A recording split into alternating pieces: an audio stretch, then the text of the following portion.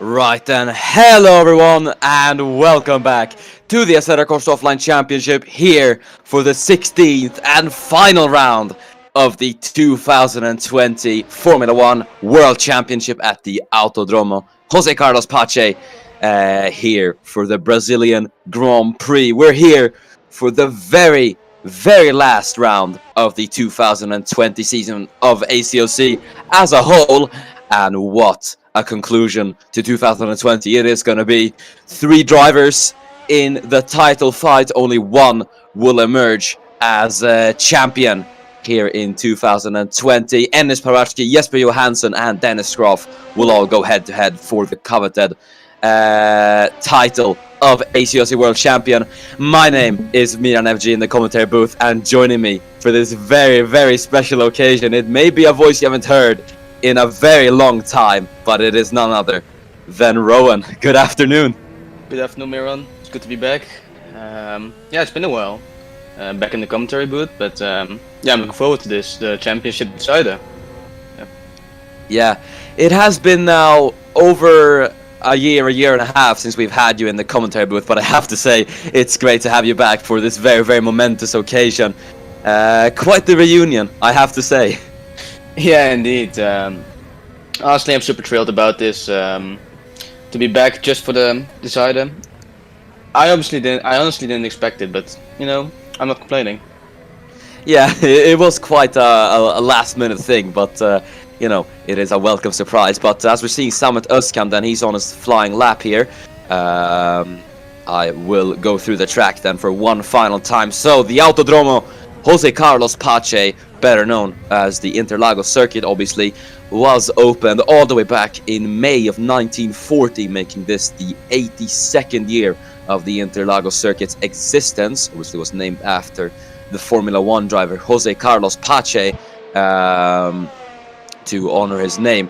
The track, or the location of the track, was originally meant to be for housing. However, due to the stock market crash, it was repurposed into a racing track. Formula 1 would first come here in 1972 as a non-World Championship event, and it would later become a full World Championship event in 1973, and would host the Brazilian Grand Prix intermittently all the way to modern day, obviously. Formula 1 is not the only series that does come here. We've had, for example, Stock Car Brazil, which is, well, I have to say it is a household name to the Interlagos circuit. Then you have the Mil Milhas Brazil endurance race that has been held here almost every year since 1956, and then a slew of international series and national, of course. But the track has quite a lot of history, not only in real life but in ACOC as well. We have had 2 whole title deciders in the previous seasons at this track, both coming to very thrilling conclusions. And obviously this has played host to PSC and Formula 2 in terms of title deciders as well. So it'll be very interesting to see then what is going to happen. This layout of the track, though, the 5th variation of the Grand Prix circuit, which has been in place since 1999, is 4.3 kilometers long and features 15 turns, and a race lap record around here would be a 1:10.5. But I have to say, I've introduced this track many times before, and realistically it isn't a track that it isn't a track that needs introduction, because it is just so legendary. But I decided to give it one anyway. Either way, down to the action. We've got 7 minutes to go here in Q1. Ennis Parachki currently is fastest, and your bottom 5 will be Lewis McIntyre, followed by Daniel Wale, Josef Frederic Schuto, Giulia Cisetti, and Franco Gamba. So, Rowan, it has been quite a while since you've been in the commentary booth. There's obviously a lot you have missed, and you're here for quite a momentous occasion. We're witnessing Jesper Johansson chasing his 3rd title, Groff chasing his 2nd, and Parachki chasing his 1st. How do you feel overall about the championship fight, even though you haven't been here for the 2020 season? It's a lot has changed, honestly. I've seen Parachki winning, obviously, the opening Grand Prix. then having a bit of a struggle, it seems. Whereas he finished 8th in the second race at Silverstone and retired in Hungary. Whereas Johansson had a bit more of a slow start, but eventually got running. But then eventually tumbling down a bit again in Italy, it seems, only to win again. Yeah, and then the outsider, Dennis Graff, has been the most consistent of them all, it seems, compared to the Mercedes drivers. Yeah, Dennis Graff had a really, really strong start to the season, for those who do remember. He had, I believe, after the Belgian Grand Prix, the 2017 World Champion had a 30-point gap over Jesper Johansson.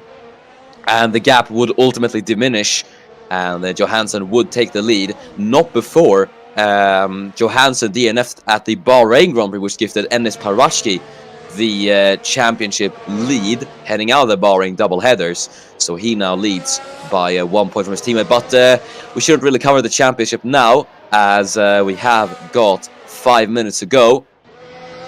It is going to be interesting to see what's going to happen. Currently, you have Lewis McIntyre in the McLaren running very, very good in P5 at the moment, as he was previously in the elimination zone. Thomas Mandic in the Racing Point could be one to talk about. Usually he is a very, very strong qualifier. He scored 3 podiums this season, and currently he seems to be facing elimination at the moment with 4.5 minutes to go. Yeah, with 4 minutes to go, it also seems that the two Mercedes drivers are really head-to-toe here. Head-to-head, I meant. And then Klaus in the other Red Bull, he's not a championship content anymore, but he is in front of his teammate, which could play a stump role in the championship or in the race. Yes, indeed. Klaus looking to be the faster man on track at the moment, but we don't really know, especially for Mercedes and Red Bull today, if they are holding back in Q1 and Q2, or if they will be showing the true pace. Either way, it is going to matter then as we head down into Q3. But Jafari Blackwood's gone across the line, and the Jamaican has gotten himself up to P10 in the Haas. That is a very, very good lap. Yeah, it's surprising. The Haas, yeah, it's really tough to tell. At some point, it seems that it's a really good car. At some point, then it's just not that at all at the pace. So, very positive for Blackwood so far in Q1. Yeah, Jafari has had some standout performances throughout the season. One comes to mind, that would be the Eiffel Grand Prix at the Nürburgring, where he scored his first points of the season. But the Haas has seemed to be, as you did say, Ron, quite an up and down car this season, depending on performance. But yeah, we'll have to see if Blackwood will be able to keep on this performance. At the moment, though, he is safely through into Q2 with 3 minutes to go, as he's just about to come across the line. Yeah, as we head towards the closing stages of the Q1, we might see, well, everyone's out basically, apart from Giuseppe, Dost, Chirichia, Oskun, and Cisnisky. I wonder if they still go out for a lap. But so far, yeah, McIntyre's in as well. I don't think he's coming out for a lap. No, I don't believe he is. Either way, we're going to go on board with Thomas Mandic then for a flying lap of the Interlagos circuit. As we're going to head down into turn number 1, then through the Senna SS. This is where we're going to see the most overtaking opportunities then on lap 1. As we head up into turn 3. Great lap. Yeah, great lap from Nilsson in the AlphaTauri. Goes up into P6. Now then down into turn number 4 and 5. The two left-handers of the Desira do Lago.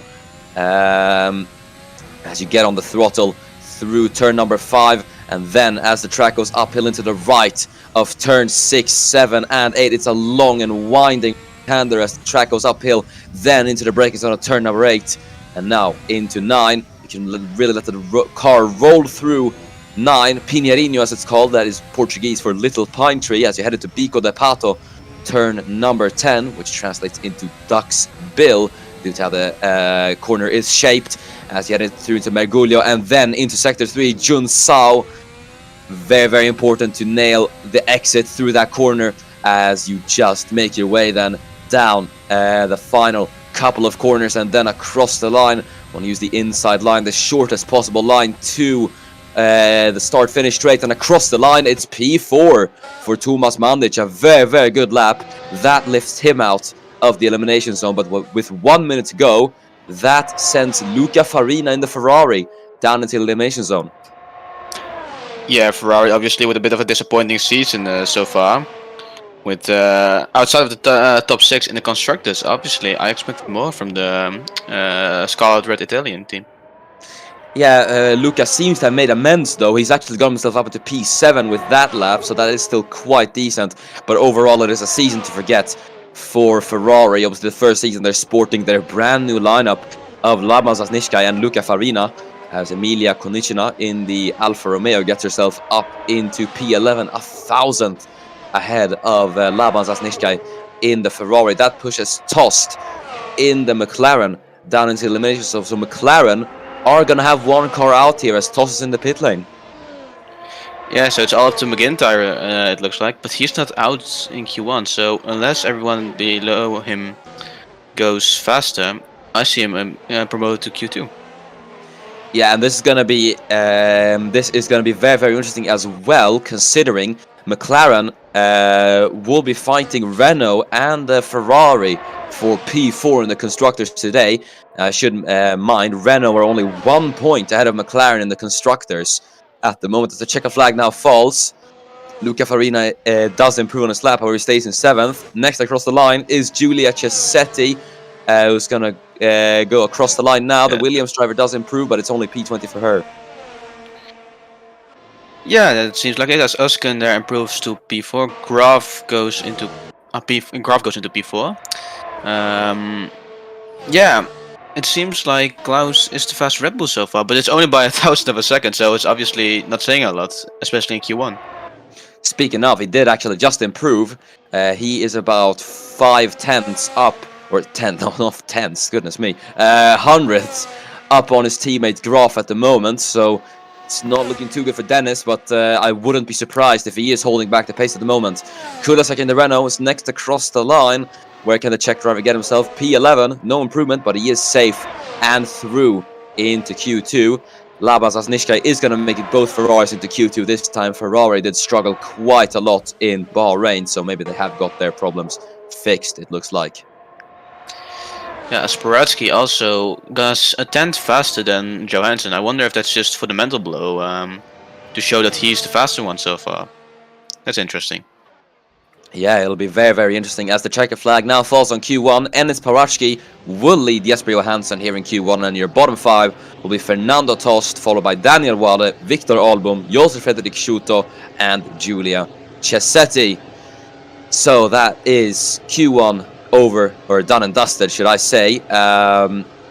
Quite a normal elimination zone, bar Fernando Tost down in P16, and that is going to be especially important for McLaren, as you said, Rowan. They will only have to rely on Lewis McIntyre to be able to fend off both Renaults of Gamba and Kulasek today. Yeah, it's not looking good so far for the British team, but we'll see. I think McIntyre is in a great position with his pace so far to really surprise us all today. Yeah, it'll be very, very interesting. Lewis McIntyre, I have to say, this really has been the Brits' breakout season. Especially, and I mean, have to say, what a reunion with McLaren it has been as well for the Brit, who moved teams from, was it, I forgot what team was it last year, I think it was Toro Rosso. I'm forgetting myself, yeah, from Toro Rosso to McLaren. It has been a very, very good season for him, scoring P2 at the Tuscan Grand Prix, so we wanted to carry on that performance and maybe try and get Kai Cherezhnia for P6 in the championship. Was the main talk heading into here will be the title fight, but the midfield is looking alive as well. Yeah, it's obviously very nice to see. The midfield, yeah, it's always been a very strong field, even in real life. It's always a great showdown. But I have to say, Johansson and Paratsky seem really matched so far, and I wonder if there's going to be any concerns over in Mercedes, whether they're going to drive each other off the track or not. Because, well, you never know. You really do never know, especially here at Interlagos. Every every lap here at Interlagos, we have had incidents on the opening lap involving one of the title rivals. In 2018, I believe, it was Lewis McIntyre who went into the back of Alfred Klaus and took him out of contention.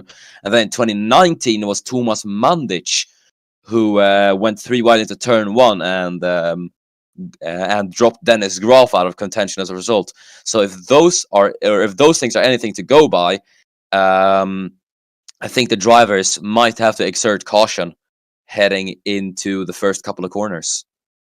Yeah, that's a tricky part about being a racing driver. You don't want to take caution, unfortunately. So yeah, we'll see.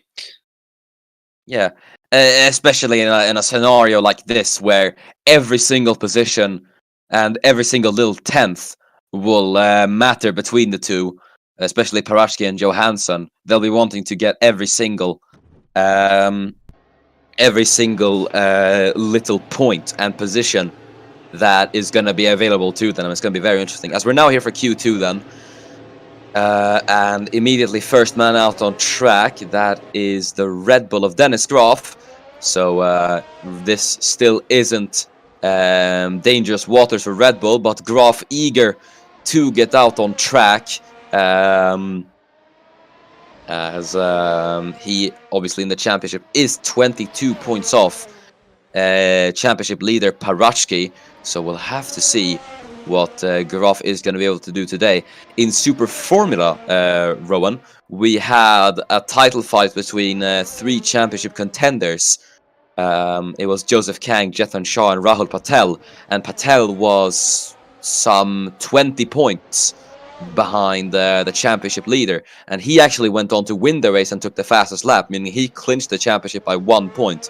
So he really wasn't the favorite for the championship and still clinched the title. Now, why I'm saying this to you is that it follows the principle in the ACOC is that it never is over until it is over. We never know what's going to happen when it comes to the final round of the season. Yeah, that's obviously always a very pleasant thing to see, that nothing is ever decided until it's over.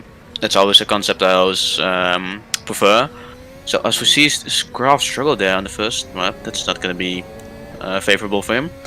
But yeah, it's always nice to see a proper championship fight. Yeah, apart from Formula 2. But yeah, it's a pleasure to see these drivers really go for it till the end, instead of just giving up halfway and focusing on to the next season. Yeah, Graf in the Red Bull, which I mean historically has always been the third best car, or this season second to Mercedes. It has been absolutely astounding how Graf has been able to carry that thing to championship contention, especially considering teammate Klaus is 76 points off Paraschke. But yeah, Dennis Graf is well, I mean, every season he has been in title contention, so it doesn't really surprise me. Yeah, I think Graf really can give himself a pat on the back. Well, obviously, he's not going to be satisfied unless he clinches the title, but yeah, I think he can be very satisfied with his seasonal performance. Indeed, but obviously for the 2017 world champion, I can presume that P3 probably won't be enough for him, as we had the first few times on the board. And Klaus immediately goes faster than Thomas Mandic. Sorry, I mean Dennis Graf, but yeah, there's Enes Paraschke. He goes about a few hundreds faster than Alfred Klaus, so it is looking close between the two, between the Mercedes and the Red Bulls at the moment. Yeah, it is. I wonder what Johansson can put in. As Klaus once again is faster. I don't know if Graf is just having an off day so far. For him, I hope not. For the championship's sake, I hope not. So we always like a dark horse, but so far it's not looking good for him. As Farina, the Ferrari goes P3. Yeah, he gets himself 1,000th of a second ahead of Dennis Graf. That's a very impressive lap from the Italian. Who obviously, for himself, a Ferrari, this is not the season they would have wanted, but you take what you get, I suppose. As Graf, now I believe, yeah, he went fastest by about 400th of a second from Enes Paraschke. Jesper Johansson, surprisingly at the moment, is the slowest of the championship contenders. He is P4 and about 2/10 off Dennis at the moment. I think he made a mistake there, just like Crafted in turn 1 or something. Switch in the Force India. Racing with. And actually fast. No, actually fast. Pretty well. Old habits die hard. Yeah. So McIntyre now on the edge of elimination so far with 5 minutes to go. Yeah, it's tricky. We have all the 15 times on the board then, and Graf, who currently is fastest then, your bottom 5 at the moment is Jafari Blackwood, followed by Laban Zasnishkai, Franco Gamba, Wojta Kulisek, and Emilia Konishina. And now this is going to be very interesting, Rowan, because both Renaults at the moment are in the bottom 5. Ooh, that's going to be spicy for them. Yeah. Yeah, I wonder if either of them got pace. Same goes for McIntyre, because he's nearly a 10th of Mandy, so yeah, it's gonna be tricky for him. Yeah, it is gonna be very, very interesting to see what Renault will be able to do. Jafari Blackwood though is doing fantastically at the moment. P11 in the Haas who have not been able to get a Q3 appearance this season. Jafari is really taking that thing to new heights here at Interlagos. He's just about to cross the line. Let's see if he's going to get an improvement in. No, he doesn't, but he still stays where he is. And he is only about 4 hundredths off Lewis McIntyre at the moment in the McLaren, which is a way faster car than the Haas. Yeah, as the Renault of Kulisek gets a bit held up there by the Alfa Romeo. Yeah, that's not going to be good news for Wojta and Renault as a whole. Kulisek, he didn't really have the greatest of laps, so yeah, we'll see if he's... He has a nice slipstream here, but yeah, that's not gonna compensate his whole lap though. I don't think it will, as they're both going to go across the line, Konnichina and Kulisek. They do set improvements, however they will stay in P14 and P15 respectively. Thomas Manders has an improvement, he stays in P9, so minute improvements then over the field as McIntyre's next across. Let's see if the Brit is going to be able to lift himself up and get himself a bit more safe. No, he is unable to improve, and he will stay in P10 for the time being. Now, Rowan, we've been not seeing many improvements here in Q2, but McIntyre is going to have to start to worry about his position. Yeah, with Sosniskai and Gamma behind, I think those will be his main. Yeah, but as Ferrari somehow seemed to have reinvented himself a bit and get back into the Q3 form, but let's see. Yeah, it goes P12, but that's about it. I wonder if they still have more pace. It's gonna be interesting. Farina is at the moment ahead of Laban in qualifying, and Zasnishkai, who has been, well, arguably the stronger of the two Ferrari drivers this season, as Zasnishkai is in P9 in the championship at the moment, as opposed to Farina's P13. So yeah, it is a bit weird to see Laban in the elimination zone, as Mandic now goes up into 8th and McIntyre comes in. Now the question there as well is going to be if he's going to come out again, or if he is done for. Yeah, I think he's almost already out of time, so yeah, I think McIntyre is really gambling on it so far as Blackwood's coming in. Just this guy, I don't know what he's gonna do. And Gamba, what's Gamba gonna do?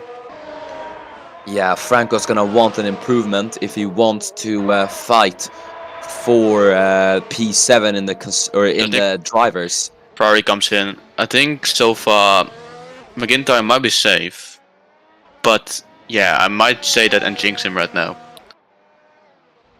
Yeah, we'll have to wait and see what happens then, as the timer ticks down. I think Mandic might be coming in. Konnichina is coming out now, out of all times. So I don't actually know if she's gonna make the line. Mandic comes in. I think Nilsson is coming in as well. So the AlphaTauri driver will most likely be through into Q3. No, he's actually staying out. He's going to finish up the lap. Let's see if he's going to be able to manage an improvement then as he goes across the Oh. line. No, he stays in 7th. Either way, a very, very good effort from Emil Nilsson. And Gamba goes P4. That's crucial, and that's McIntyre out, and he's not coming out either. So that's very painful for the McLaren. Yeah, an advantage Renault in the championship now. McIntyre will be out, and that's going to be quite disappointing. At the moment, though, if Emilia Konechina isn't able to get through into Q3, as Dennis Groff sets an improvement, we're going to see if she's going to make the line, and she actually just about makes it. So she timed that one very, very well, but she's got quite a lot of cars ahead of her at the moment, so it'll be... I don't know if she'll be able to improve. Either way, then, at the moment, both AlphaTauris will go through into Q3. Yeah, very good performance from the AlphaTauris there. As Graf went fastest, actually. Yeah. That might be a statement towards Baratsky, but that's not really important right now. What is important is, well, actually not a lot anymore, because they all finished, I think. Because Gamba, I don't think needs to improve anymore. Oh, he does, for the sake of it. Why not? Yeah, as Gamba's going to go across the line, he doesn't improve. Dennis Groff, I think, will be next unless he's coming into the pits. He's already improved once this session, and he does come in then, as he is looking very, very good on pace through Q1 and Q2. But Yeah, and yeah, it stays P5. Johansson, can he really give a blow towards his teammates? Not really. no, No, that is Johansson gonna... doesn't seem to make any any effect on the championship tree right now. Championship No. contenders. Konishina improves and she's unable to lift herself out of P15. That confirms the Q3 grid then. And yeah, at the moment, I have to say, unless Gamba's on the lap. Is Gamba on the lap? I'm not sure. I think he might have time to finish it though, but considering it says one car, I think Franco might just be able to finish up his lap. No, he doesn't. So that is Q2 done and dusted then. Dennis Groff is now fastest from Enes Parachki, and your bottom 5 will be Lewis McIntyre, followed by Jafari Blackwood, Laban Zasnishkai, Wojtek Kulasek, and Emilia Konechina. So a very, very mixed bag in Q2 then, considering the elimination. We've had one driver from every team, or not every team, but we've had one driver that knocked out. And yeah, McIntyre is going to be the big talking point, but he is starting P11, so only one position off the points. Then a very good quality from Blackwood in 12th in the Haas, so it's going to be interesting. But I think the main talking point is going to be Jesper Johansson, because he is only P6 at the moment, and he has been behind Enes Parachki in both Q1 and Q2. So do you think he's maybe holding back for Q3? Or do you think the pace just might not be there, crucially, for Jesper? Well, we've seen in the past, especially in real life, that the Red Bulls are overall a bit faster here on Interlagos. But I don't know how that affects the championship here. It might be that they lack pace in Mercedes, but we'll see. Q3 is on its way. Yeah, it's going to be very, very interesting and very exciting as well to see who's going to get on pole, because it is going to matter. For these last 8 rounds of the championship, a Mercedes car has claimed pole position. Jesper Johansson took 6 poles in a row, or 7 actually, took 7 poles in a row, all the way up until last round, where Enes Parachki would take pole position. So if that is anything to go by, yeah, it'll be interesting to see what is going to happen. Yeah, indeed, it is. Yeah, we'll see. But at the end of the day, qualifying isn't the most important thing in the championship fight. It's the race pace and the race itself. And the race pace of the Mercs might be better than what we see from the qualifying pace. Yeah, as it is going to be very, very interesting to see. The late season pace just has not really been there for Red Bull compared to Mercedes. So I have to say it's going to be a tough ask for Dennis to be able to deliver something to that. Never say never, as is the case in the ACO. Exactly. If we look back at 2007, when the McLarens were fighting each other, it's basically the same scenario here, where we got a really tight battle between two teammates and one outsider, and the outsider eventually won. So, you know, we could see something similar happen today. Indeed. It's going to be very interesting to see then. As here we go then. Q3 is going to start then the fight for the final and arguably most crucial pole of the season is going to commence. And surprisingly, it's Luca Farina in the Ferrari who is the first man out. I also should mention a fun stat, since I do like my stats, Rowan. Jesper Johansson has a 100% win rate at this track. So I think that is something very interesting to take in as well. Yeah, but at the end of the day, the statistics are just numbers, and you know everything can change in a matter of a few seconds. So yeah, we'll see. Yes, indeed, it's going to be really, really interesting to see what is going to happen. Especially, this is the first time since 2018 that Johansson's going into a title fight with a disadvantage, where he isn't leading the championship. So it is very interesting to see if he is going to be able to do it and perform under pressure like he did 2 years ago. But only time will be able to tell. Parachki as well, the nerves have got to be on the Macedonian today. It's the first ever time he's fighting for a championship and leading it as well. And considering where he was in 2017, I'm sure you do remember, Rowan, fighting for the lowest positions on the field in the McLaren Honda, and now being able to fight for championships. It is really quite heartwarming story, and he really has that never give up attitude. Yeah, that's true. I hope he's ready for it. A championship fight is a whole different mental game as well, which I think a lot of people underestimate these days. But yeah, the nerves have to be completely in control, especially now in these crucial sessions where literally every moment counts, even the smallest thousandth of a second. Yeah, it's going to be very interesting to see what is going to happen. Then Farina's going to go across the line. He is the first man to post a lap, and it's a 1:11.9. Nilsson's at the sub-12 lap. There's Enes Parachki then with a 1:11.6. They're all slower than in Q2. Yeah, maybe track temperatures could have affected it a bit, but yeah, we'll have to see then what Graf and Johansson will be able to respond with, as Parachki has set quite a decent first time then, I do suppose. Yeah, we'll see. Johansson there again, slower, quite a lot there. That sure is gonna take a stall. I wonder what the Red Bulls can do. I don't know where they are so far. Yeah, we'll have to see what Graf is going to be able to do here. But Johansson, 2/10 off his teammate. That is not going to be good at all for him. Mandish goes across the line. He is slower than Farina at the moment. So good lap from Luca Farina as well. Seems to be a decent first lap for the Italian. But Dennis Graf surprisingly hasn't set his lap yet. Neither has the two Red Bulls, so I guess they may be going out a bit later. There's Özkan across the line in the Alpha Tauri. 4 people standing to set the laps. That's going to be messy. And look at this, Rowan. Parachki improves on his lap.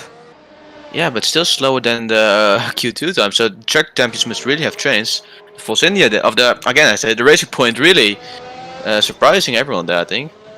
Yeah, Chereshkin has gone up to 4th. That's 3rd as Dennis Graf now goes P3. And suddenly, Jesper Johansson is now just the underdog. He improves, but he's still only P5. What is happening to Jesper at the moment? Parachki is taking full advantage of this at the moment here in qualifying. Yeah, that's not a good look for Johansson so far. Brodsky really it seems to be the fastest amount and really the favorite again, as he is leading as well. The nerves don't seem to come to him at all. Yeah, Parachki's late season has been nothing short of incredible, but with 3 minutes to go, we'll have to wait and see what these guys are gonna be able to do. As Nilsson says, an improvement. Parachki with yet another improvement. This man is on it. He wants to win today. As Jesper Johansson. Oh, Johansson there really improves. In sector 2. It's a very good sector 2 time. But we'll have to see. Is he going to continue the lap? He is going to continue it, and he's going to go across the line. Is he going to be able to do it? Then DRS engage as he goes across the line. What's it going to be for Jesper Johansson? It's only fourth. He must have really had it last sector. Yeah, he must have messed it up in the final corner. Either way, it is one position closer to Parachki at the moment, but at the moment, it's just not what he needs. Yeah, at this point he needs to worry for a second as well, because Graf really seems to be the faster one as well.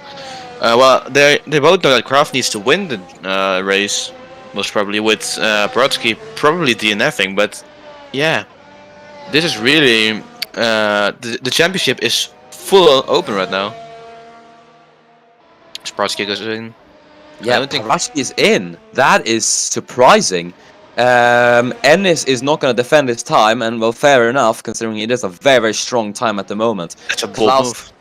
Yeah, it is very, very bold.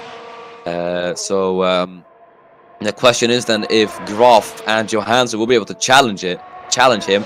Farina goes across the line. Dennis Graf's going to go across the line. It's no improvement for Graf. What about Jesper Johansson, who is going to make his way across the line now? Is he going to be able to do it? No improvement for Jesper Johansson, and they're all gonna get one more lap to do it here. Yeah, the last lap right now. The track should be at peak performance right now, considering the marbles, but yeah, really strange to see the times really drop that high, or like go increase that high, because a whole tenth slower. That's a major difference.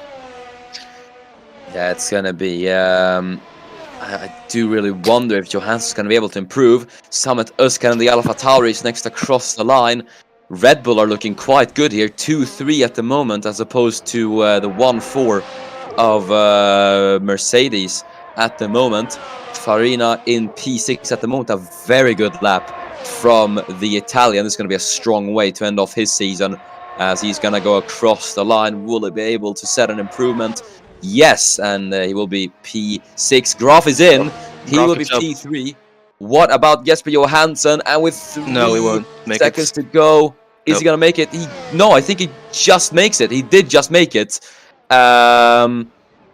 So he will not improve on that lap, but I still think it is an in lap for Jesper Johansson. So I don't necessarily think it is gonna be the pole. Yeah, as we have Özkan here, rounding off with the final few corners of his qualifying. Interesting. We got 2 Red Bulls. The 2 Red Bulls are in the Mercedes sandwich so far, and I wonder if the Red Bull are gonna make use of Klaus being the second driver, who's got nothing to lose. As yeah, he might be a bit of a hinder for Paratsky. Yeah, and let Graf through. Yeah, it is gonna be. It's weird to see that Klaus has been the somewhat stronger driver,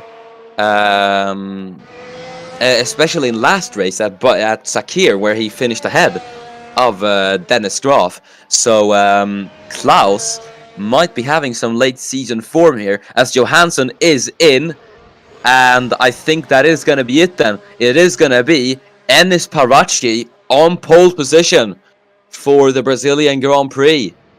pull from the garage. Last time we've seen that was Sebastian Vettel back in 2013, all those years ago with that dominant RB9.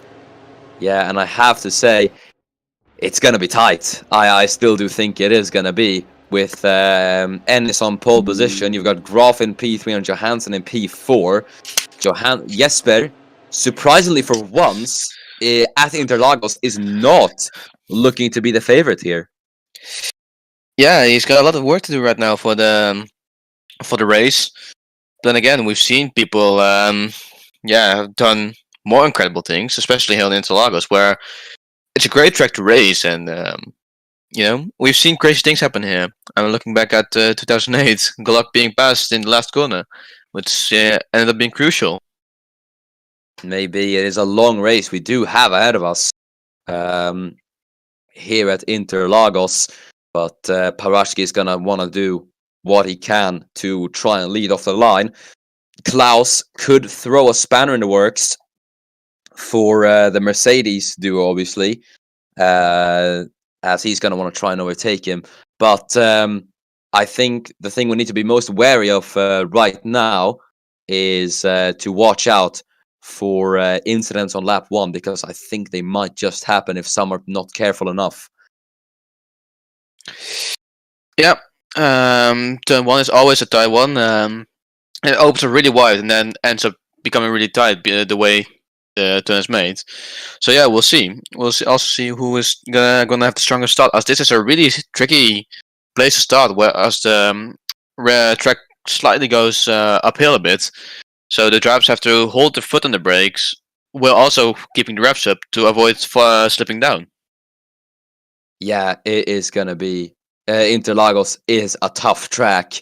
So it'll be very interesting to see how these drivers will be able to manage this.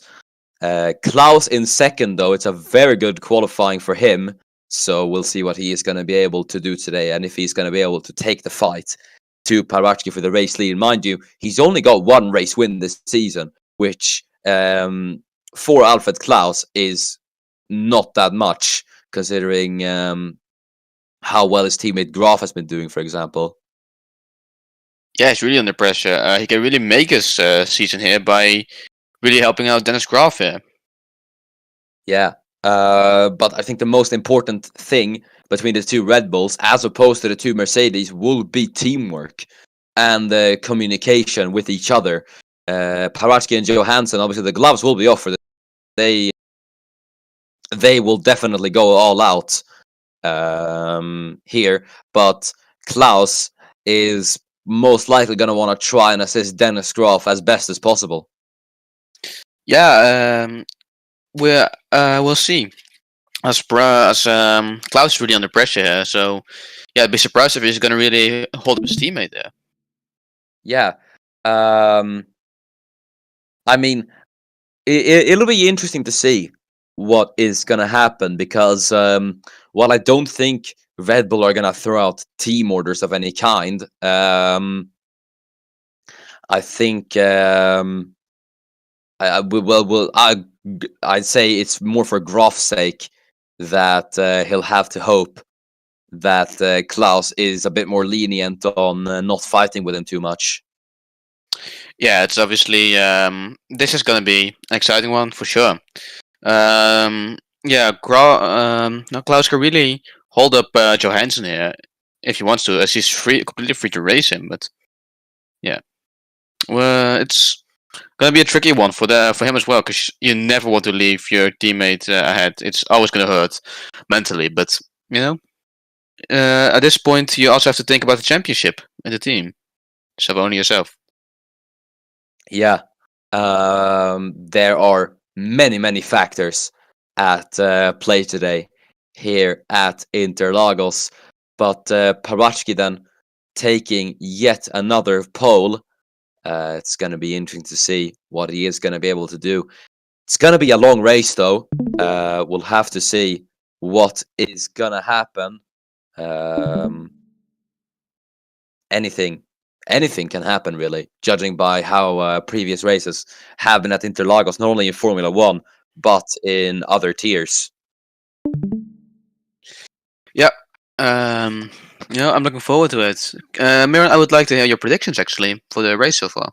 Oh, I don't know if I can do that, Rowan, because I have a bad history of jinxing drivers whenever I do predictions. So I would like to formally abstain from doing predictions here today. But you're free to drop your predictions. I mean, the form of Paratsky is really good right now. Like it's really a really solid one. Like 2 wins in Bahrain, then a second place in Mexico, a win in Portugal. It's quite obviously that Paratsky is really the favorite here in any way. So I'd say that he will clinch the title no matter what. If he's gonna win race, I would say so, unless Alfred Klaus can really stop him from that. Yeah. So We're now here though for the grid. The grid is set, and we will go through it before lights out for one final time in 2020. I'll take the first 10, and then I'll let you take the rest. So, on pole position, possibly his most crucial pole in his career, Enes Paratsky will be lining up P1 here at Interlagos, and accompanying him on the front row, it is Alfred Klaus. Second Red Bull ahead of the first. As Dennis Groff will be P3 with Jesper Johansson down in P4, currently slowest out of the top 4. So we'll have to see what he's going to be able to do today then. Kai Shereshnia will start in P5. Very good qualifying for him, as Luca Farina in the Ferrari will be P6. Summit Özkan will take 7th with Franco Gamba in P8. Emil Nilsson will take 9th for Alpha Tauri. A very good qualifier for Alpha Tauri as a whole, as Thomas Mandic will round out the top 10. yeah, so I think the grid is ready. The grip seems to be lower than optimal so far on the track, so that's gonna play a spanner. I was expecting you to take the rest from McIntyre. Oh, No, well, McIntyre P11 then McLaren. Yeah, what can he do to avoid Renault clinching the constructor position? Blackwood behind in the Haas, really solid position.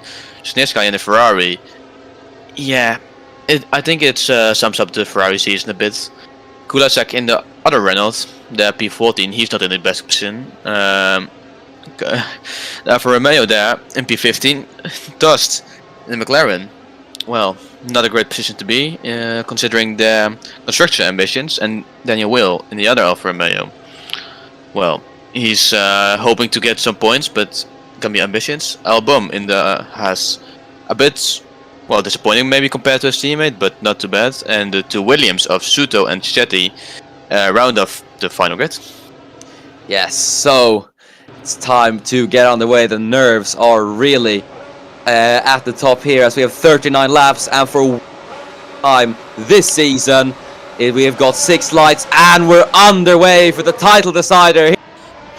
Good start for Enes Paratsky. He rockets off the line as the two Red Bulls are side by side. Johansson covering off Chereshnia there as Klaus defends from Dennis Groff. Johansson trying to have a go at the Red Bull, but Jesper hasn't had the greatest starts. Chereshnia is going to try to take advantage of it. It is clean as we head out of the Senna SS then. Farina under pressure from Summit. Özkan as a 2 go wheel to wheel down into the seat of the Lago. It's Özkan on the inside line of Luca Farina, the 2 going wheel to wheel as Özkan on the inside gets the move done on the Ferrari, and it's through up into P6. Nilsson's going to try to follow through his teammate though, trying to get past the Ferrari up into P7 as we're going to head down into turn number 8. The 2 are wheel to wheel, but it's going to be Farina who is able to cover off the Alpha Tauri then into turn number 8. Yeah, so far a very clean getaway for all drivers. It seemed to me that Klaus was a bit in the way of Graf, which fortunately for Graf didn't affect him too much. But yeah, Johansson now under big pressure from Chereshnia, as Özkan there also really is trying to get closer to them as well, to the top 5. Paratsky leads. Yeah, Paratsky in the race lead and by 7/10 of a second from Alfred Klaus. Here comes Laban Zasnishkai on to Wojtek Kulasek. He's going to go around the outside of the Czech driver. I got that. Through turn 2, and he should be able to get it then as he's on the outside, but Wojtek's able to have it on the inside. There in the background, Fernando Tost trying to get involved into the battle then as we head into turns number 4 and 5. Can Laban go around the outside of Kulasek against the better exit, heading out of the Assetto Lago. The two wheel to wheel heading down into 6, 7 and 8. Who's gonna get it? It is Kulasek who does defend round the outside as Tost now is gonna have a look on the Ferrari. Yeah, very clean racing there from the two gentlemen there, as now Tost takes advantage of it. So yeah, really smart driving there from him. As now Kulasek in the run has to defend from him. As now the Williams there seems to be really on it so far. Now battling with Daniel Will, I believe. Yeah. That's Chisetti who had a good start. Chisetti ran a bit wide. She went on the grass. Also Frederick Schuto tried to have a look, but Chisetti trying to make up positions. Unfortunately could not get past Daniel Wale in 18th. As we're now on lap 339. DRS is going to be enabled. And Enes Parashki now sets the fastest lap of the race. Klaus. Clear. Yeah, the DRS on. Yeah, Klaus will not have the DRS, and this is gonna be quite major because that'll see Dennis Graf and Jesper Johansson fall back on Parachki at the moment. Yeah, as I think Johansson also is in the DRS, so we have a bit of a DRS strain from P2 to P4, I'd say. As Klaus is really dragging behind Graf and Johansson, will Parachki now has the opportunity to sneak away, basically. Yeah, this is great news for Enes Parachki then, as the advantage will be in his favor. Klaus maybe backing off a bit at the moment, or might be trying to slow down to let Graf past. In whatever case, Parachki will benefit from this because it's gonna mean that Graf and especially Jesper Johansson will be unable to overtake for second. As Jesper Johansson, look at that, he now says the fast lap of the race, so he now gets that one extra point. But at the moment, as it stands, Enes Parachki will be champion by 13 points of an advantage. Yeah, the Mercs really seem to be the superior car so far, especially well, both Mercs are actually quite similar to each other. But Graf now really must be fuming under his crash helmet, as he's really stuck behind his teammates so far. As you can't really overtake in Sector 2, that's not going to be optimal for him. Not at all for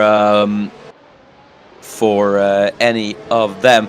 But we'll have to see then what Dennis Graf is going to be able to do here. Either way, it's been a clean first few laps. We've surprisingly had no incidents, and Dennis Graf, whose luck has been absolutely torrid here at Interlagos, might be feeling a bit better now. 5/10s, that might just be enough to make a move in turn 1, but it has to be a really bold one, to be fair. So I think he's too far back. Unless he's getting really good though, as Johansson is actually getting closer to Graf than Graf is getting to Klaus. And Klaus is lapping at 10s slower nearly than Graf. So if I were Red Bull, I'd really just go to the pit wall right now and say, what are we doing? Just think about the championship.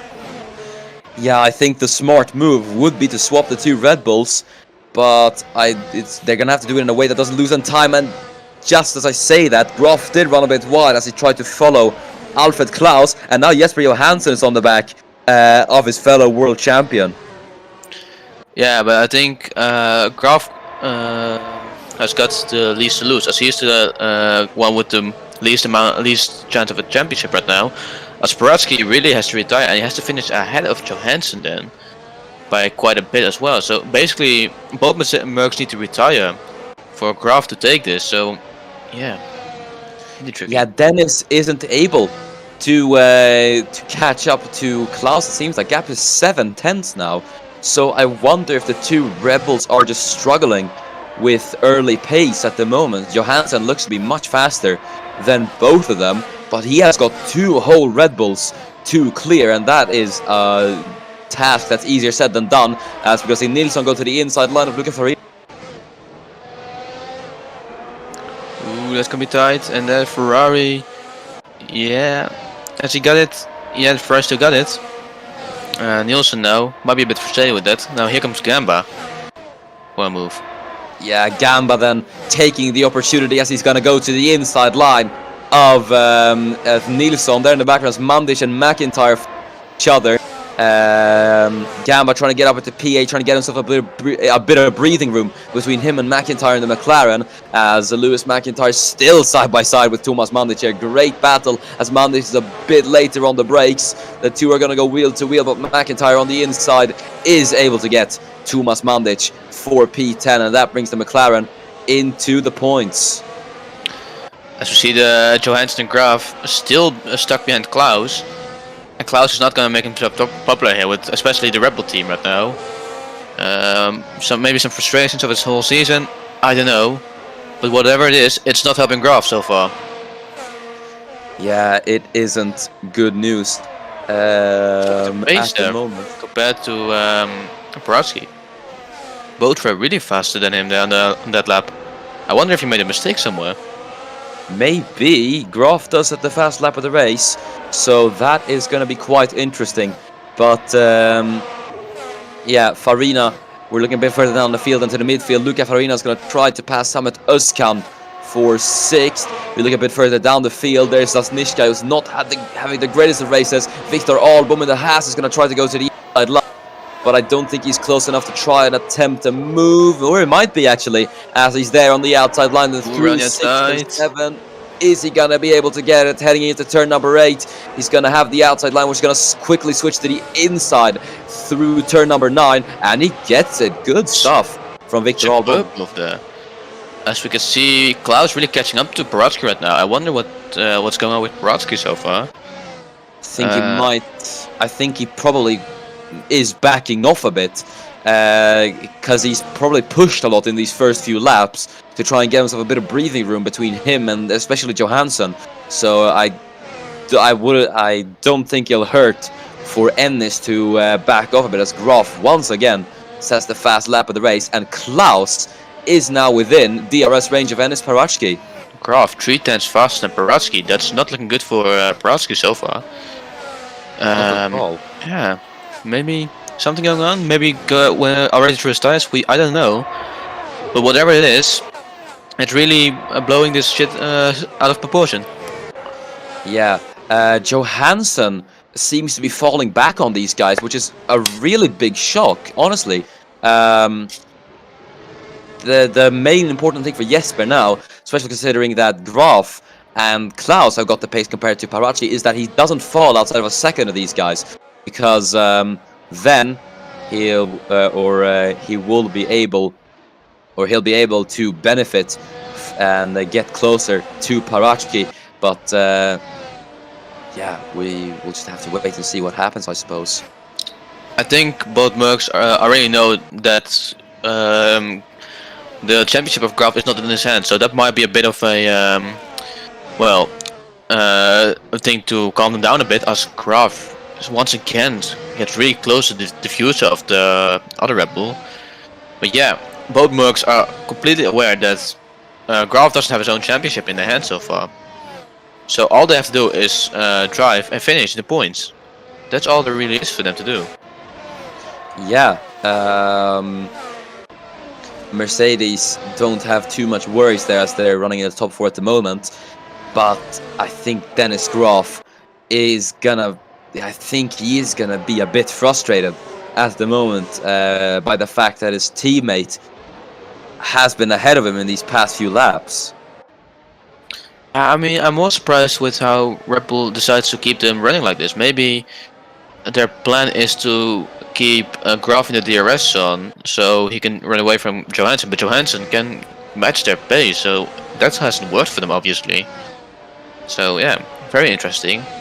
As Klaus nearly gets into the DRS range of Paratsky there. Yeah, Klaus has fallen out of it, so that is quite the shock. I think Ennis, he was lapping just incrementally faster than Klaus on that lap, but I think Alfred must have maybe made a mistake somewhere, and this is gonna greatly benefit Dennis Graf, as he now will have the DRS. Is he gonna be able to finally try a move? Yes, he does. He goes to the inside into the Cita do Lago. The two will go wheel to wheel. Klaus has the outside line. He gets a better exit out of turn number 5, but the two are gonna be wheel to wheel then through 6 and 7, and he does it. Dennis Graf will go up into second. Finally, he is through, as now Johansson is gonna be wanting to be the next man to get past Alfred Klaus here. Yeah, as Graf has to make 1.3 seconds up towards Baratsky. But it's not. It's so far it's not enough for Graf, as he still needs them to finish outside the points basically for him to have a shot at the championship. Yeah, it'll be really interesting to see if Graf is going to be able to claw that that gap down in these coming laps. But as we did say, I think Ennis seems to have put on the pace a bit more now. So I think Parashki is trying to get a bit of breathing room between himself and Dennis Graf. Because while we have talked about Parashki and Johansson in the title fight, Dennis Graf, if things do suddenly start going wrong for Parashki and Johansson, he could be the one to potentially be the favorite for the title here. Yes, indeed, but so far that's not the case. But right now Johansson is stuck behind Klaus there, and I think Klaus left a 1:14.0 compared to the mid 1:30s from Graf. So Klaus definitely doesn't have the pace, which could benefit Graf a bit if he can get away from them so far. As now Graf's also getting into the near DRS pace again compared to Baratsky. Yeah, that's going to be very interesting. What does perplex me a bit is that Johansson is at the moment the slowest of the bunch, it seems like, in the top 4. He isn't able to get as close to Klaus as Graf was. Granted, Klaus did fall out of DRS range, but yeah. Dennis, I have to say though, he's doing well. Look at that, Rowan, 4/10 faster almost on that previous lap. I think Parachki maybe made a mistake on that lap. Could be. It's really really tricky to see, but then again, Baratsky is under no pressure compared to what Graf and Johansson are, so I don't think he's really worried about it. If it's for Baratsky, Graf wins the race. Yeah, Graf wins the race and Baratsky takes the title. As it's nearly a second again, as there, wow. That is Usken there on the inside of the racing point. As Graf in the DRS detection zone right now. As there, the AlphaTauri made a mistake there actually. I think he locked his rears, and now that's gonna bunch up the field a bit. As we can see, Reynolds of Gamba. There, getting close, but not quite past. Graf in DRS detection of Baratsky actually. But I wonder if that's gonna be enough for him to catch up.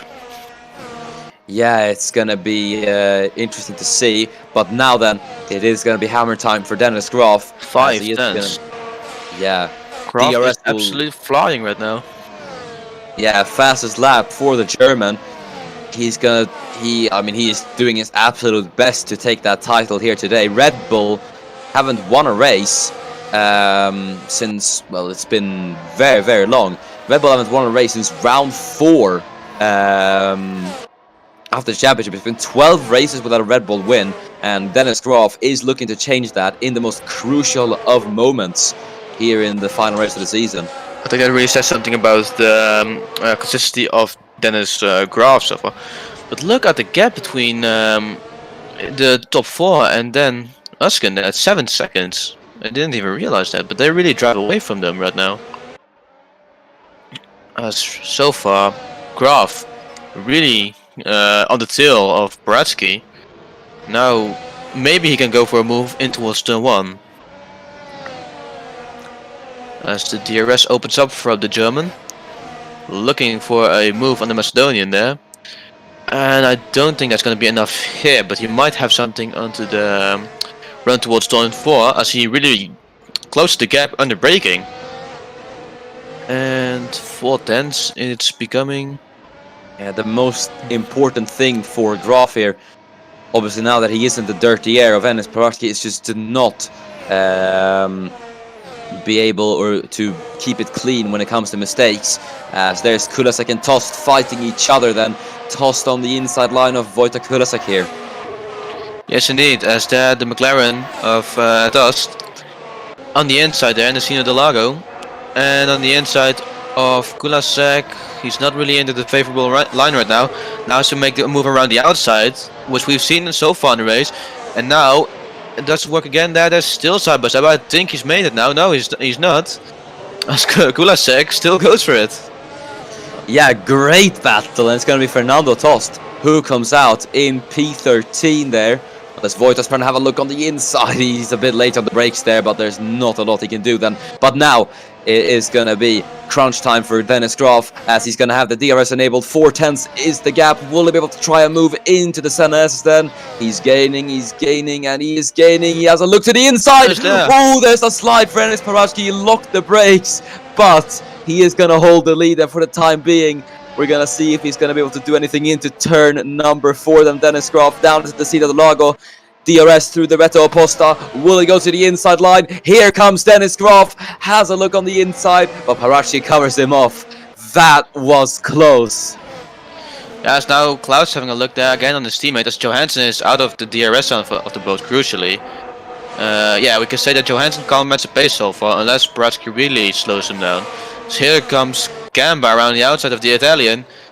Again, it seems like turn 5 is really that turn is really the spot for a move there. As now also Nielsen there, as they nearly make contact of Tari and the Ferrari. And now there, look at that, the Mandic in the racing point on the tail of McIntyre. Yeah, I have to say the midfield has been looking properly alive. Today we've seen so many great battles in the midfield, but we're going to be treated to another midfield battle then. Is Graf going to make Parashki crack under pressure, or is Ennis going to be able to defend to the inside? Has a look, but he's going to have to back out of it. It's so close between the two. Even if Ennis does lose the race lead here, he'll still be the favorite in the championship, considering Johansson is actually outside of DRS range of Alfred Klaus at the moment. Yeah, indeed, as Johansson really falls behind. But Paratsky just needs to keep it together and finish. That's and finish in the points. That's all he needs to do. Yeah, obviously, not a great position in for Johansson. Same goes for Graf. Paratsky could in fact just cruise down toward in P10 and still have a good shot at it. If Johansson just retires there. That's basically the game that's basically the comparison right now. Yeah, as there's Wale trying to fight Emilia Konnichina. Nothing happens there though, and Wale's gonna have to stay behind. Giulia Cesetti could try and line up a move there, but no, she's too far back. And the two Alfa Romeos will stay in their respective positions. As we're now looking at the two Red Bulls who really have picked up the pace. Klaus is actually getting on his teammate Graf here, and Johansson is being left behind. Well, Johansson there. He's been struggling all the whole weekend so far, as the Red Bulls seem to be way quicker in the latter stages of the race. As now there, Graf, 2/10 to the Sino del Lago we go. As down the inside again, no he can't. And he's just trying to get Paritsky into a mistake. Which could be crucial as well, because if Paritsky spins round, he has to wait a pretty big time for everyone to go past. Then he has a lot of work to do to get back into the points.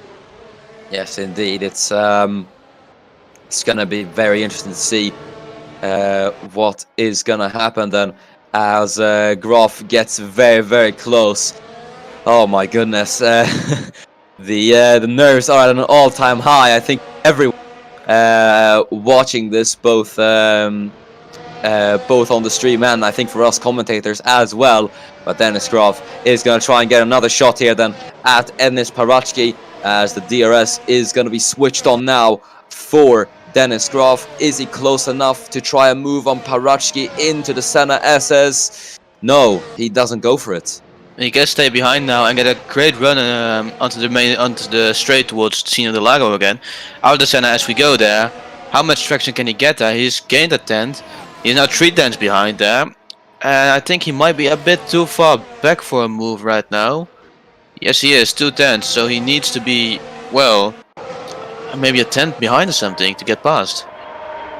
Yeah, I think he is going to have to be that, as there is Chereshny on the back of Samet Özkan. Mandic is chasing down McIntyre. We're looking at Konishina chasing down Victor Albom for 16th at the moment. So we'll see how that battle unfolds. There in the background is Konishina's teammate Wale, who is on the back of Emilia Konishina. So that's going to be very interesting to see what the two Alfa Romeos are going to be able to do then. Obviously, it's very low positions for the Alphas, but still. It is more the owner that does matter, but I don't think this is the way Alfa Romeo would like to end off their season. As we go a bit further up the field, Farina now chasing down Franco Gamba for P7, the two Italians dueling with each other. Spraski has picked up the pace again. He's now 2/10 quicker than his Graf, and Graf 5/10 behind. He's still in DRS, but it's way too far back to really do anything about it. So yeah, that's going to be an issue. It is going to be quite the big issue for Graf, but we'll have to see what he is going to be able to do, as the gap has just been 3, 4, 5 tenths. So I think what Graf maybe is trying to do here as well is try and pressure Ennis into a mistake, just like he did a few laps ago into the Senna S's where he went wide. Graf wasn't able to capitalize on it, but he might be trying something like that quite possibly. Yes, indeed. As we see only 20 laps to go, it's a short lap, so yeah. I wonder if Graf can at least fight for the victory. He's a really big fighter, as you can see. But so is Paratsky, and he knows that. That's a tough cookie to get past. And 5/10 is not going to be enough even with the help of DRS. He just has to sit back right now, just gain the time. Close the gap on the braking there. As now they're on similar pace, and Klaus is only a few hundreds faster. And now, yeah, Johansson 4/10 slower than the both. He's 2 seconds behind. I don't know what's going on with the Merc there. Yeah, not at all.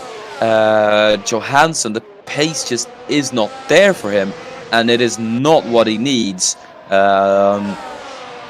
Now at the last round of the season, as we're looking at Luca Farina then chasing down Franco Gamba. He's gonna go to the inside of his fellow compatriot, but Farina isn't able to do it. He's gonna have to stay behind.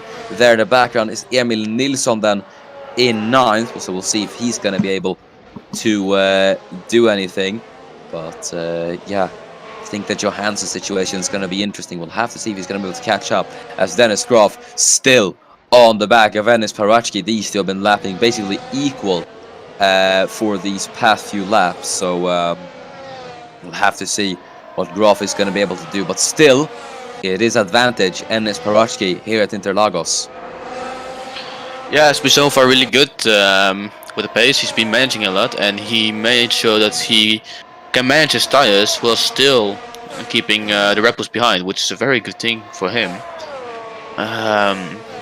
4/10 it is, onto the Interlagos we go. And yeah, I think he's still too far back. Street dance under braking, it's just too much to make up. You can't make that up under braking. Yeah, I think unless unless Ennis makes a mistake somewhere, I think Graf will have to stay in P2 for the time being. But either way, if Parashki does get overtaken by Graf for the race lead, he'll still win the championship. So yeah, Parashki, I think the worries aren't too big for him at the moment, but he would like to end the season off with a bang. And here is a fun fact: if Parashki does win this race, he'll set the new record for most consecutive wins in a row, that being 3. Yeah, that's really great consistency for Paratsky so far. Yeah, he's been really great so far, as he's made no mistakes really, or no major mistakes actually. As now Paratsky sets his fastest lap of the race so far, and Graf is only a few hundred slow. Well, Klaus there is about a 10 slower than the two of them. Yeah, Johansson 2.5 seconds behind. It's not looking great for the Swedes so far. No, it isn't at all. 2.6. The gap's gone up even further, so it's looking a bit dire for him. Here goes Kai Chereshnia then having a look to the inside of Samet Özkan. Isn't close enough to make a move, so he's gonna have to stay behind. Konichina is chasing down Viktor Albom for 16th, so nothing's happening there just yet. Cherezhnia still in pursuit of Özkan though.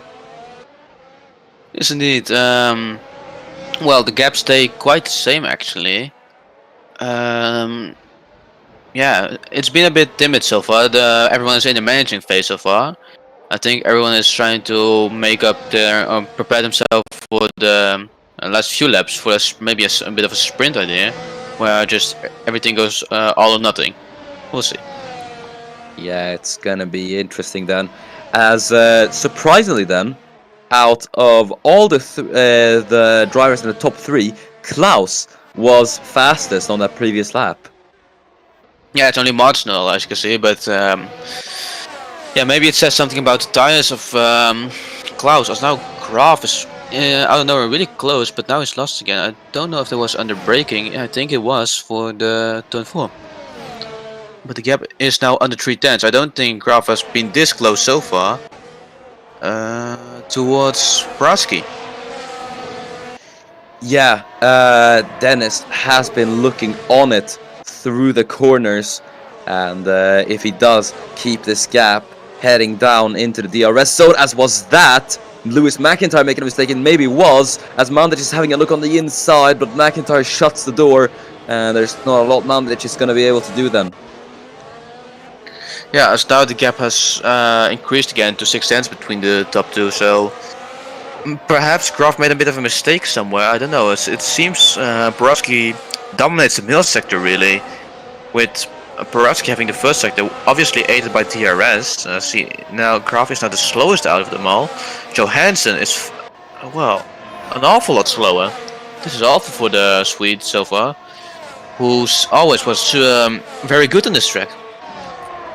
Yeah, we talked about how Johansson, this is his track, but it just hasn't been for Jesper Johansson. I don't know if there's maybe an issue on the car or something, but the pace is just not there at all, and it's such a shame to see, as we can see Luca Farina having a look on the inside of Franco Gamba, but that battle isn't gonna continue just yet. No, indeed. Yeah, the gaps are quite timid, so it's not really anyone overtaking each other right now. But yeah, everyone is just managing it themselves right now. As here we see Nilsson on the tail of Gamba, Farina was actually. As now Graf again. That's too far back, I think, as even the slipstream can't really help him enough to close the gap.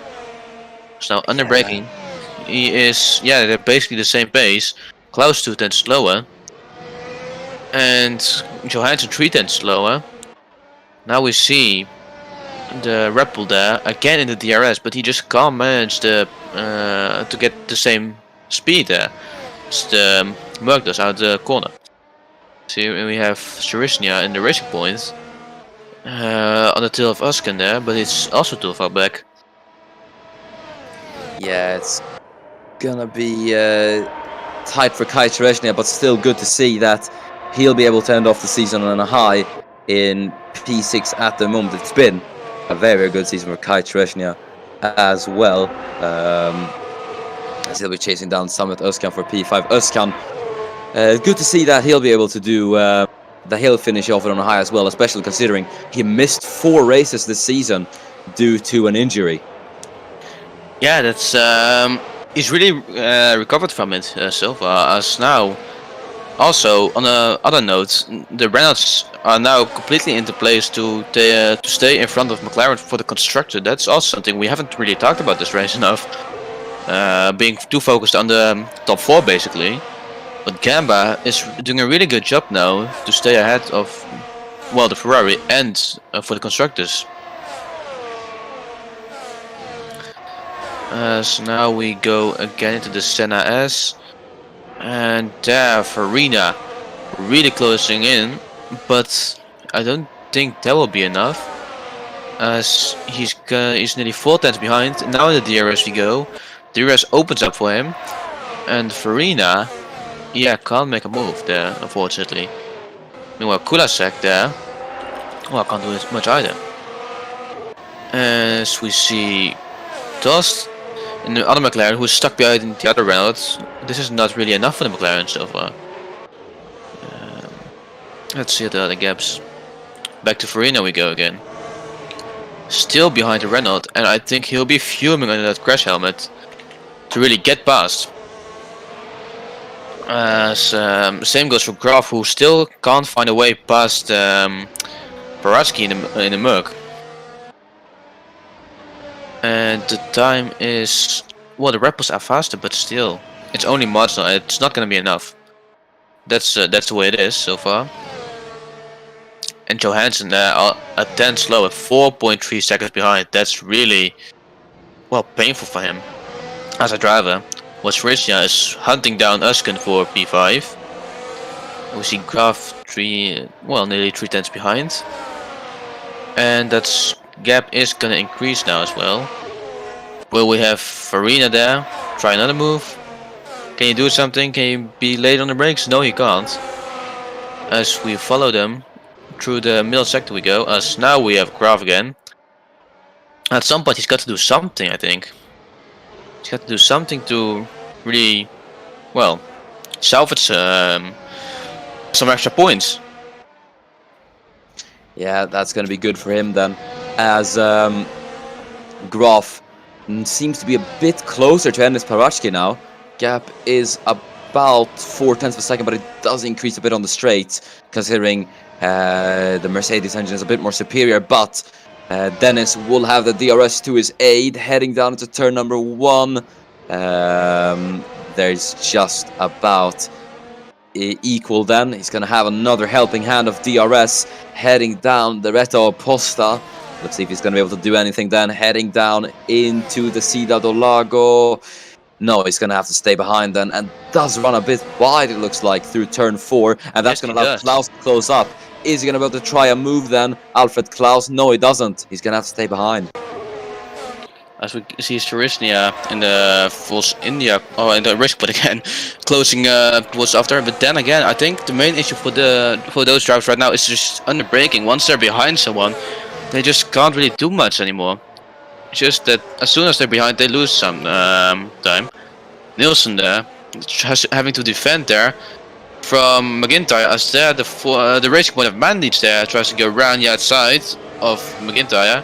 Can he get more traction there? Yes, he can line it up perfectly. And now on the inside, he should have that move done. And he does move ahead, I think.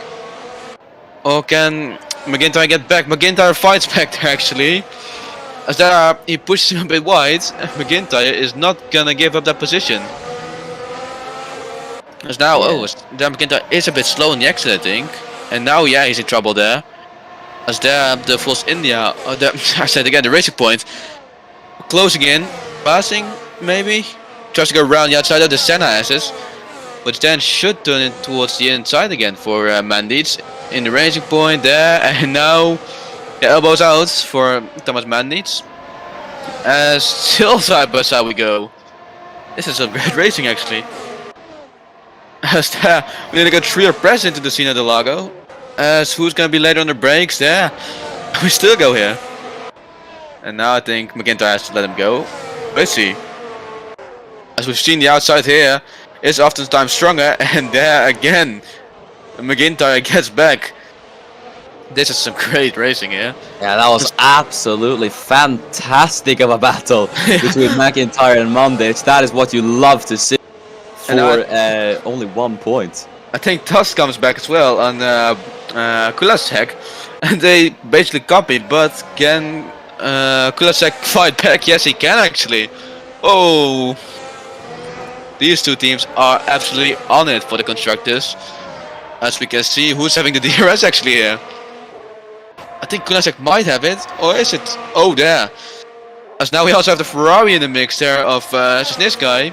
Can he maybe snatch some advantage from this? As now Kulasek gets ahead again of Dust, but now again on the straight here. Can Dust maybe get an advantage here? As I think the gap might be a bit too big there. As he actually looks for a move there. Tries to get him into an error. But it's not working out so far for him. Yeah, it's gonna be interesting to see then. We've got 9 laps to go here at Interlagos. Enes Parachki looking to be the favorite here with 9 laps to go, but there is still a bit to go in this race, and as is ACOC tradition, anything can still happen. Graf 310 slower, same goes for Klaus. Even Johansson is faster than the both Red Bulls right now. I wonder if they've pushed too far already. So it's not looking good for the Red Bulls so far. No, it isn't for them, but that's going to be great news for Enes Parachki. Although Graf is still within the DRS zone, whereas we saw Johansson really fall back really quickly once he was just slower as he couldn't find his rhythm back. Here goes Farina on the run out of Gamba, and here we have another tussle. This is for P7, keep in mind. This is not really for a race one, but it's just for the point. And Farina with a really neat move actually there. Really, yeah, that's a big boss move, as an old legend would say. And really, superb. Yeah, it is.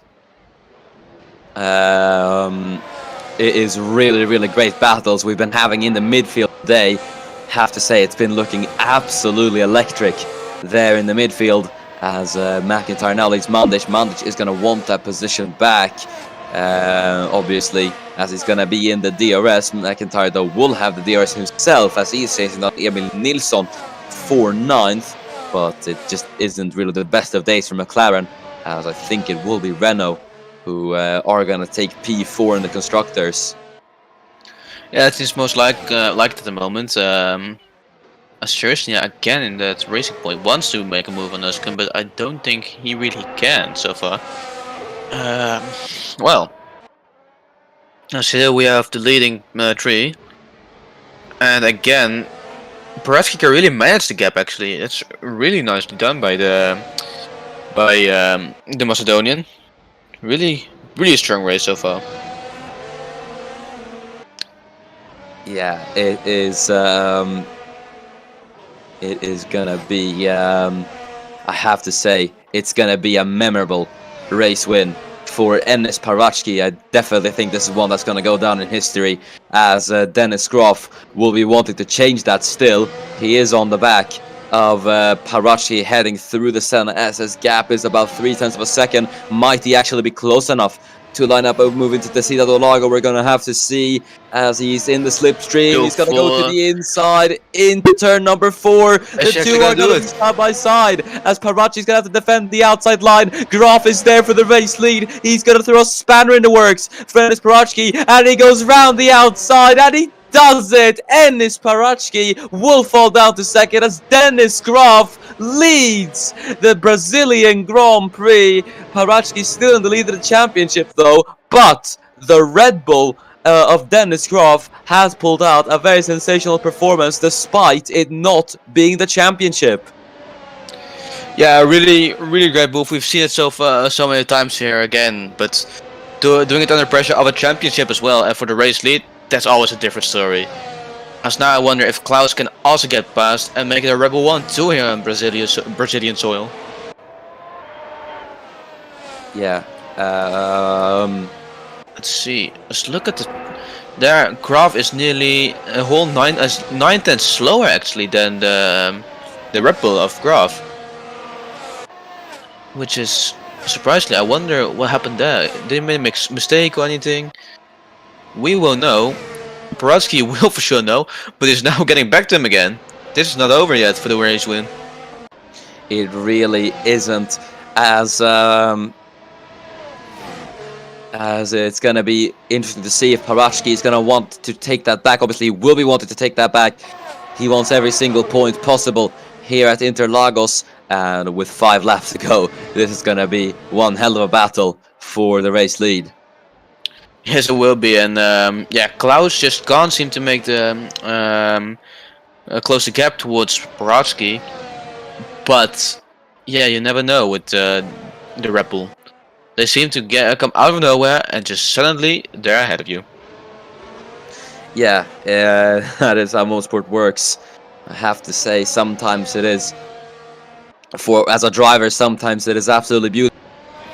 You have days you want to forget. I think this is going to be a day to forget for Jesper Johansson. This is not the race he would have wanted. But yeah, it'll be very interesting to see then what his teammate and championship rival now is going to be able to do. Championship is almost secure at this point. Here As comes here comes Paraska Dennis back. Parat. He's got to go to the inside, but he isn't close enough. And Dennis Graf will hold the race lead then ahead of Dennis Paratsky. 4 laps to go to the end. And yeah, Graf now ahead. And I wonder if Paraska has anything else in his sleeve to get to surprise the Red Bull. But so far, the race win is going to the German. Well, it's been a long time before he actually went for the move.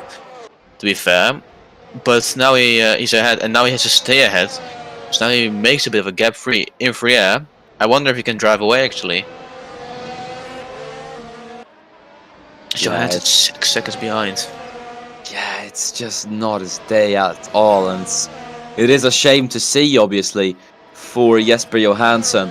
But I guess it does call for a new world champion, quite possibly. As we look into the midfield, 3 laps to go. They're still fighting it out. McIntyre wants another position, and he's going to have the DRS on Emil Nilsson heading into turn number 1. Is he going to be able to make the move? No, he isn't, but he's going to have a very good shot into the Cida do Lago. Yeah, that's obviously the advantage of having 2 DRS runs directly after each other on the straights, which I'm really a big fan of, to be fair. As we've seen, it always makes up for great racing as well. Saying that one being passed can actually try something back on the following straight.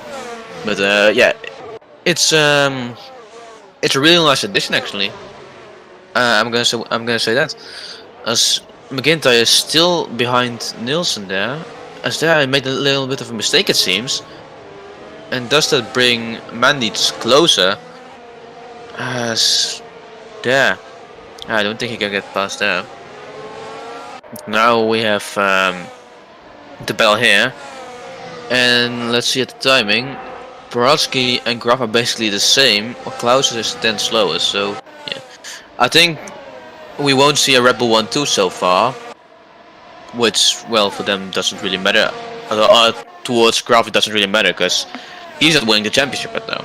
But let's not focus on that, let's focus actually on the constructors for Renault and McLaren.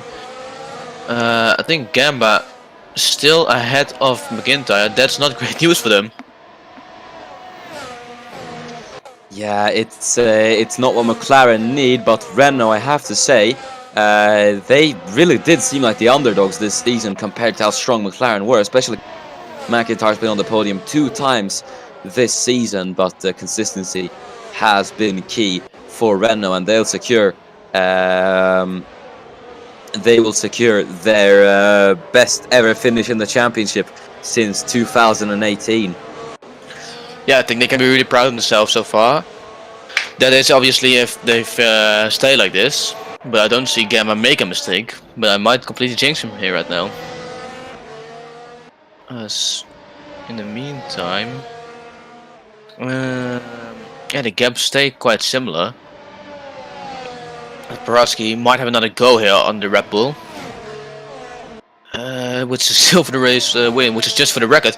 Down the inside, actually, he's not gonna stick with it. Otherwise, they would have touched for sure. But yeah, he's definitely not giving up yet. So nearly heads to the final lap of the race already.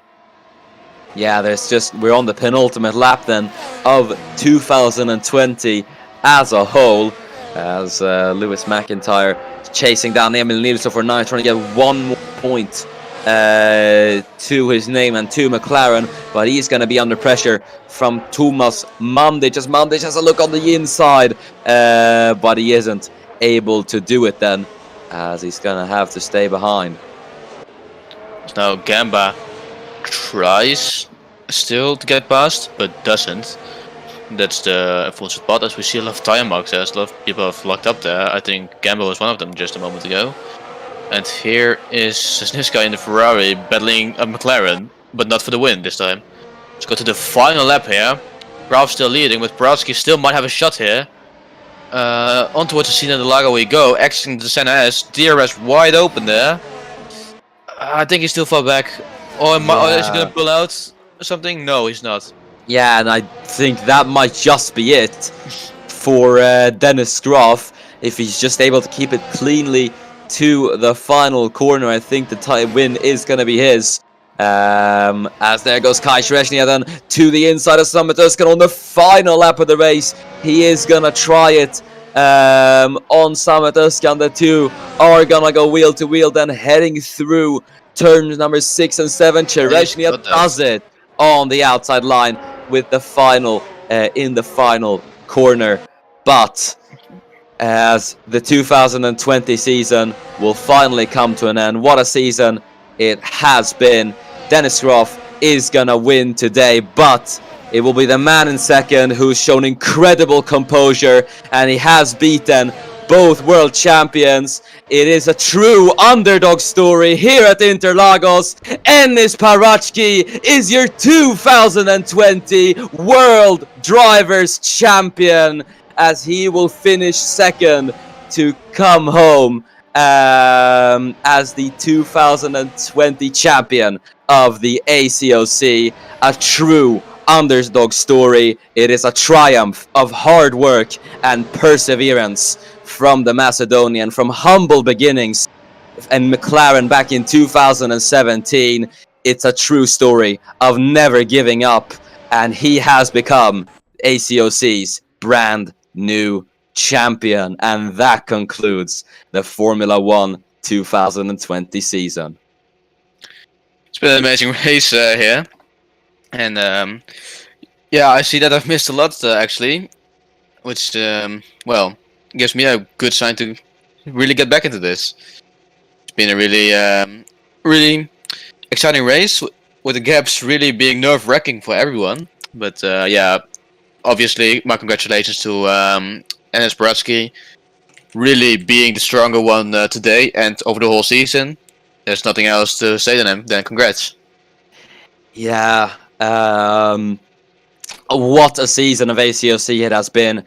Enis Parachki, who for the first 5 races wasn't even considered to be a title challenger, he has just turned it around completely. It is incredible to see, and it is such a deserved title for him. To think that 4 seasons ago he was just fighting for points, he is now proven himself to the entire Formula 1 grid, and it is fantastic to see. He really deserves it. Dennis Groff will take the race win here at Interlagos, his 3rd of the season.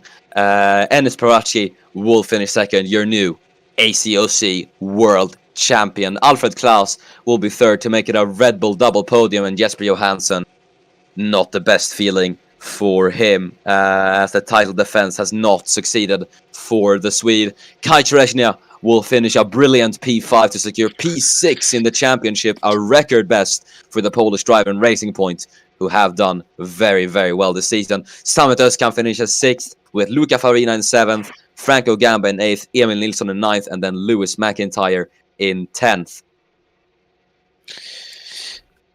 And yeah, if you'll take the rest here then. Yeah, we have Thomas Mandic's P11 in the Racing Point. Might be a bit disappointing for him, but to him personally. But yeah, he's done everything he could. Javari Blackwood in the Haas couldn't set it towards a point, but yeah, a really good, strong performance from the Haas driver. Kulak second round, finished outside the points with Toss behind in McLaren, and yeah, the Reynolds have taken the constructors title, not title but position compared to McLaren. Lamont Sosniska in the Ferrari, not the best race and a disappointing season overall to forget for the Scuderia. Victor Album in the Haas, well, just about average for the Haas. Cosina in the Alfa Romeo Sauber, well, P17, and Daniel Will, P18. Giuseppe and Suto round off the grid with P19 and P20 respectively for the Williams team. And I think that is gonna be it then. But before we will round it off, it is time to give out driver of the day. And I will give mine to Dennis Graf, actually. As much as I do want to give it to Enes Parvatsky, I'm gonna give it to Dennis Graf because Red Bull have been seriously struggling in these past few races to be able to take home a race win, and Graf did it fantastically, I think. So he will get my driver of the day. What about you, Ron? Yeah, I'm really close between the Enes Borowski and Graf as well. Graf really being stuck behind Borowski, but eventually really made with a ballsy move around the outside for the race lead. Really did a great job in that Red Bull that was struggling a bit, it seemed, in the season. So yeah, obviously a good race for him overall. So yeah, I think I'd go for Graf as well. Yeah. But that has been it then for the ACOC 2020 season. Another chapter of the Assetto Corsa Offline Championship comes to an end, and what a season it really has been throughout all 4 tiers. It's been a wild ride, and thank you to all the drivers. Thank you to all of our wonderful commentators, Rowan, Jamie, Giuseppe, Alex, Alfred, and Pausa, and then Kai. All of these wonderful guys for commentating. Thank you to our lovely host Turtle for once again bringing us another fantastic season of the ACOC. This really would not be possible without him.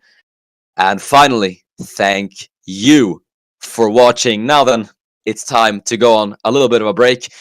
We'll see you in the off-season for the ACOC Classic GT Series, but we'll be back and ready for more action as ACOC will gear up for the 2021 season. But until then, I have been Miran. I'm Rowan. It's been a great pleasure. Yeah. Thank you for watching, and we'll see you when the ACOC returns for the 2021 season.